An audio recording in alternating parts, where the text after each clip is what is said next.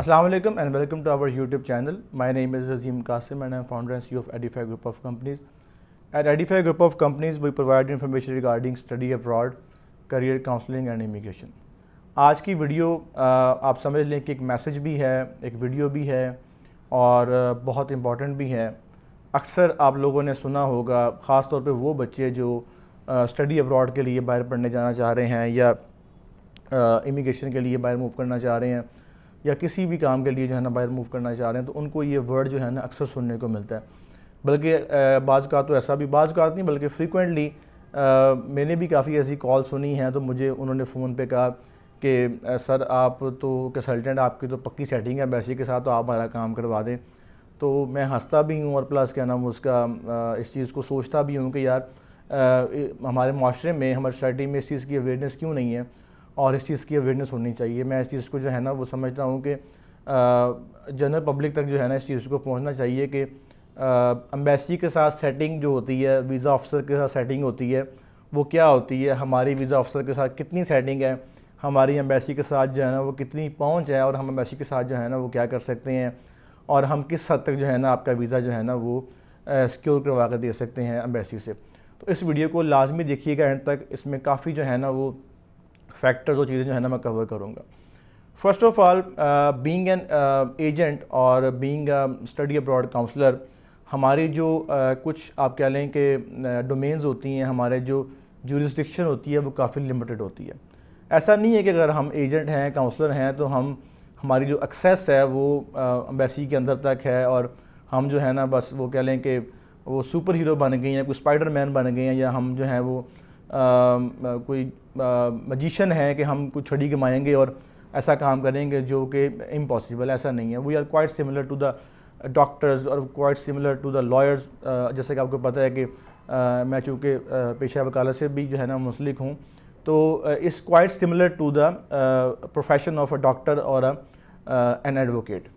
हमारी एक लिमिट होती है, हम एक लिमिट तक जा सकते हैं और कुछ, मैं हमेशा कहता हूँ, there are two types of environment in our case, one is a macro environment and one is a micro environment.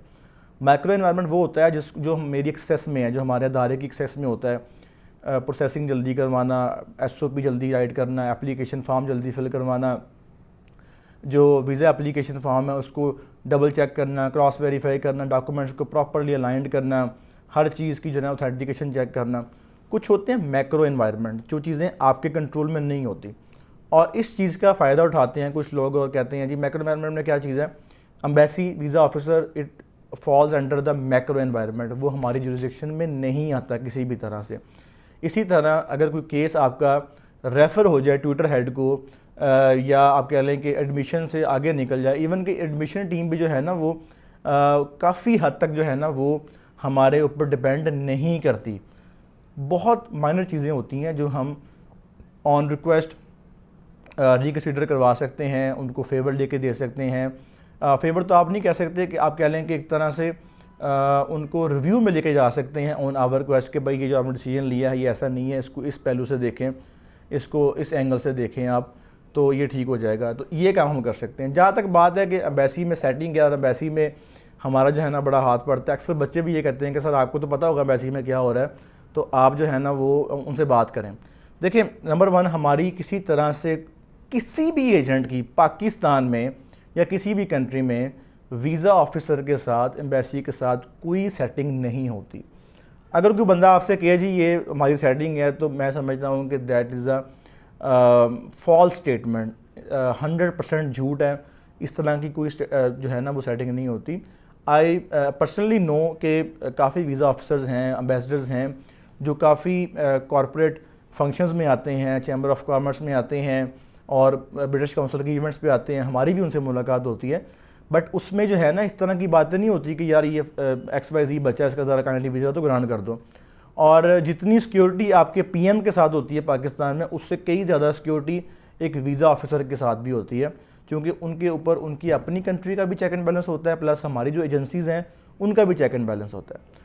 तो ये एक बहुत कह लें कि फॉल्स स्टेटमेंट है कि हमारी सेटिंग है, हम करवा देंगे। Number two, the moment we launch the application, visa application जिस दिन हम सबमिट कर देते हैं, किसी भी कंट्री की है, USA है, UK है, कनाडा है, ऑस्ट्रेलिया है, उसके बाद हमारा जो आप कह लें कि जुरिस्डिक्शन है वो ख़त्म हो जाएगी, हम उस पर कोई एक्शन नहीं ले सकते। उसके बाद जो भी काम करना है वो वीज़ा ऑफिसर नहीं करना है। अच्छा, अब इसमें कुछ कह लें कि आप 2-3 चीज़ें हैं जो हम कर सकते हैं। क्या अगर उसमें कोई रॉन्ग इन्फॉर्मेशन चलेगी हम उसे चेंज करवा सकते हैं। देयर अ सर्टन क्राइटेरिया जो आपने फुलफ़िल करके उसकी इन्फॉर्मेशन जो है ना वो ठीक करवानी होती है। अगर कोई उसमें ऐसी वैसी कोई कह लें कि आप ऐसी बात आपने लिख दी है जो कि नहीं लिखनी चाहिए थी, तो हम उसे ठीक करवा सकते हैं।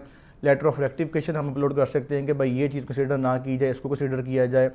लेकिन हम किसी भी सूरत ये नहीं कर सकते कि भाई ये फ़लाने बच्चे का जो है ना वो XYZ का मैंने वीज़ा भेजा है, ज़रा काइंडली इसको ग्रांट कर दें। या अगर एम्बेसी, अच्छा एक चीज़ और भी होती है, कुछ एम्बेसीज़ हैं, बल्कि most of the embassies have their जो टर्न ओवर टाइम है वीज़ा का अराउंड 15 to 30 डेज़। कुछ केसेस में या सम टाइम ऐसा होता है कि एम्बेसी जो है वो टाइम जो है ना वो प्रोलॉन्ग कर लेती है, 2 महीने, 3 महीने, 4 महीने। इवन के in some cases we have seen they took almost a year to decide on the subjected case. तो उसमें भी हमें बहुत सारी कॉल्स आती हैं कि जी 8 महीने हो गए, 9 महीने हो गए, अब मेरा रिप्लाई नहीं आ रहा, आप बताएं क्या हुआ होगा। हाउ वुड वी नो कि क्या हुआ होगा, या कैसे वो हम उसको चेक कर सकते हैं कि वहाँ पे वीज़ा ऑफिसर ने किस चीज़ के ऊपर एतराज़ लगा के उसको रोकी हुई है एप्लीकेशन को। हमारे पास वो इख्तियारात नहीं है। अगर कोई बंदा आपसे कही मेरी एम्बेसी में सेटिंग है और मैं जो है ना वो ठीक करवा दूंगा, तो मैं अपने एक्सपीरियंस से, तजर्बे से कहता हूँ कि it is a false statement. हमारे पास क्या होता है, हमारे पास we always pass on a statement on the basis of our past experience. Let's suppose अगर आप मुझसे एक क्वेश्चन करते हैं कि सर मेरा TB टेस्ट है या मेरा मेडिकल है, उसमें जो है ना मेरा नाम जो था ना वो AZEEM था, तो AZEEM लिखा गया है, तो क्या इसका इशू बनेगा? On the basis of my past experience मैं इस चीज़ की सजेशन कर सकता हूँ, इस चीज़ की इन्फॉर्मेशन दे सकता हूँ कि भाई इसका कोई इशू नहीं बनेगा, चूँकि हमने इस तरह के केसेस जो है ना पहले भी डील किए हुए हैं। इसका हरगिज़ ये मतलब नहीं है कि मैंने एम्बेसी में कॉल की है किसी विलियम को या डेविड को, उससे पूछा है कि यार ये देखना ज़रा 3 ईड आ गए हैं, इसमें कोई इशू तो नहीं बनेगा, बताना ज़रा, मैंने बच्चे को इन्फॉर्म करना है। It is nearly impossible. ये पॉसिबल ही नहीं है कि हम किसी से वीज़ा ऑफिसर से बात करके या वहाँ से कोई अपडेट लेके आपको दें। जो भी स्टेटमेंट हम पास ऑन करते हैं it is truly based on our past experience. और ऐसा भी कभी होता है कि सम टाइम्स जब हम कोई स्टेटमेंट देते हैं और चूँकि हम बेस कर रहे होते हैं, रिलाई कर रहे होते हैं अपने एक्सपीरियंस के ऊपर, चूँकि हमने हज़ारों केसेस देखने होते हैं, डेली बेसिस के ऊपर हमने मल्टीपल केसेस को जो है ना वो देखना होता है, तो हमारा एक्सपीरियंस जो कह रहे हैं कि वो एक ले मैन से ज़्यादा हो जाता है। अच्छा, उसमें ऐसा भी होता है कि समटाइम हम एक स्टेटमेंट देते हैं कि भाई ये ऐसा नहीं ऐसा होगा, लेकिन एम्बेसी जो है ना वो उससे बरक्स काम कर देती है। लेट्स सपोज एक बच्चा मेरे पास आया, मैं एग्जांपल देता हूँ आपको, और उसकी मैंने प्रोफाइल देखी, तो मैंने उससे कहा कि आपका जो वीज़ा है ना वो मेरे नज़दीक नहीं ग्रांट होगा, आपकी जो प्रोफाइल है ना वो वीक है। उसने कहा सर कोशिश करें, ये करें। मैंने कहा बेटा नहीं, मेरी असेसमेंट के मुताबिक जो है ना ये वीज़ा ग्रांट नहीं होगा। खैर वो चला गया। उसका मुझे 5 से 6 माह बाद जो है ना उसने मुझे दोबारा अप्रोच किया कि सर ऐसे ऐसे जो है ना वो मेरी प्रोफाइल में कुछ चेंजिंग्स आई हैं, तो आप मुझे बताएं अब मेरा केस हो सकता है? मैंने कहा जी अब आपका केस हो सकता है। अच्छा जी, वो आ गया मेरे पास, उसने आगे कहा जी वो सारे मुझे कह रहे हैं कि ये नहीं होगा, ये पॉसिबल नहीं है। उन्होंने कहा जी ये ऐसे हो नहीं सकता। खैर कटिंग शॉर्ट, हमने उसको प्रॉपर गाइड किया और बताया कि भाई जब आप पहले आए थे तो ये कह लें कि आपकी थी डेफिशिएंसीज थी, अब आपने वो मीट आउट कर ली हैं, वो चेंज हो गई हैं, अब आपका हो सकता है। और करंट सिनेरियो में जो करंट एक्सपीरियंस है इस वक्त एम्बेसी के साथ, जो ऑनगोइंग केसेस चल रहे हैं, वो इस चीज़ को कंसिडर कर रहे हैं और डे एंड उसको जो है ना वीज़ा ग्रांट हो गया। अच्छा, अब अगर इस बात को वो बेस बना लें जी ये कोई सेटिंग थी एम्बेसी के साथ, या मैं कह दूं जी मेरी मुझे वहाँ से ख़बर मिली थी, एम्बेसी से अंदर की बात बता रहा हूँ आपको, तो इसकी बेस पे हमने वीज़ा फाइल किया, this is not a true case. True case ये है कि हमने एक्सपीरियंस जब करते हैं एम्बेसी के साथ कि भाई इस वक्त जो है ना एम्बेसी का मूड ये चल रहा है, इस वक्त इस तरह के केसेस जो है ना वो आप कह लें कि वो उसको पास ऑन कर रहे हैं। On the basis of that experience हम ये फैसला करते हैं कि either it is a yes और नॉट। कुछ बच्चे हमें फ़ोन करते हैं, सर आप तो एजेंट हैं, आप तो कुछ भी कर सकते हैं, तो it is a straight forward no. हम एजेंट हैं, हम काउंसलर हैं, but on the basis of our experience, training और प्रोडक्ट नॉलेज, उसमें हम आपको असिस्ट कर सकते हैं। लेकिन कोई बंदा अगर आपसे ये कहे कि जी मैं आपका वीज़ा करवा कर दे दूँगा, मेरी सेटिंग है, आई वुड से कि be aware of that scam and fraud.